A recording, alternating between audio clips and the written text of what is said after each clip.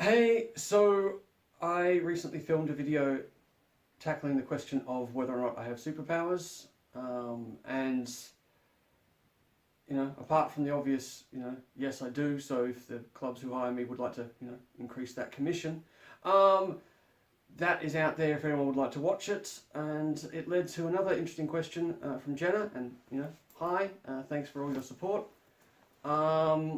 Which was due to the fact that, as I said in the video, I was living in an atmosphere where I was convinced through Munchausen Syndrome that I did not have a sense of smell, and that obviously psychosomatically then affected my taste buds.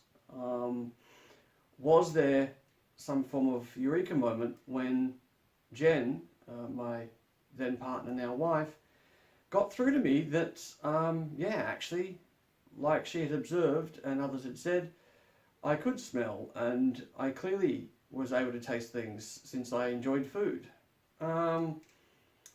It's kind of a bit of six of one and half a dozen of the other. As I could enjoy food, and that was self-evident, that really didn't lead to a eureka moment. That was more just a, smack myself in the head and acknowledge that I'd been a bit of a douche. But the smell thing I was very stubborn about. I know it's unheard of, men being stubborn, but there's always one. Either way, there was a couple of days of Jen getting out herbs and spices and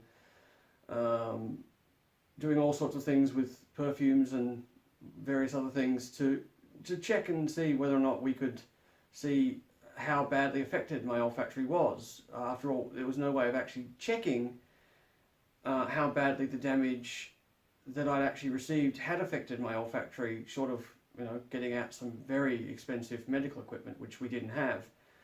And yeah, there was a day here in my home when suddenly something was tried, and I suddenly realised that I was smelling something.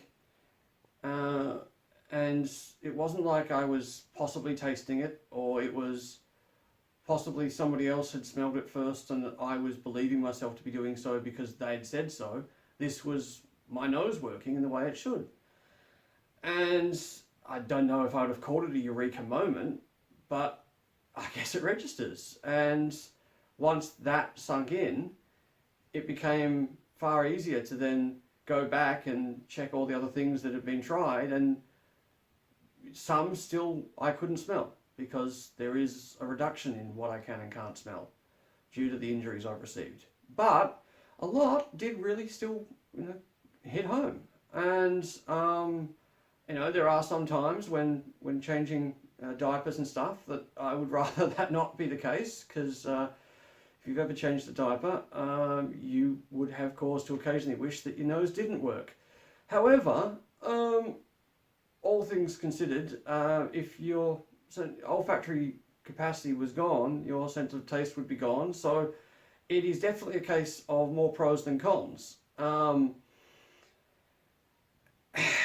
other, con that definitely came from that was a realization of the atmosphere I'd been living in as far as Munchausen Syndrome and all the other stuff I alluded to in previous videos. And that had some other social implications. But again, life is, at the end of the day, what you make of it. And I was happy enough then and now to focus on the positives. And the positive was that, apart from more of a connection to Jen and more enjoyment out of life, I was able to consider myself not as injured as I had been, to grow from that, to learn from that, and to consider myself, if it makes sense, I thought myself more connected to other people around me. So, it was definitely good.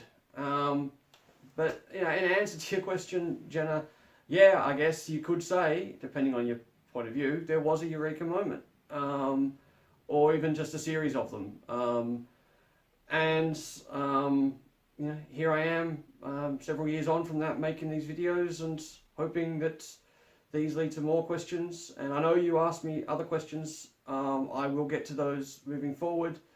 The others that you put to me are somewhat heavier and will need a bit more background before I can tackle them. So please just hold your horses. I've not ignored what you've asked. I just want to tackle some other things, and we'll swing back around when the time is right. Until then, may the force be with you. Thanks for watching, and keep safe.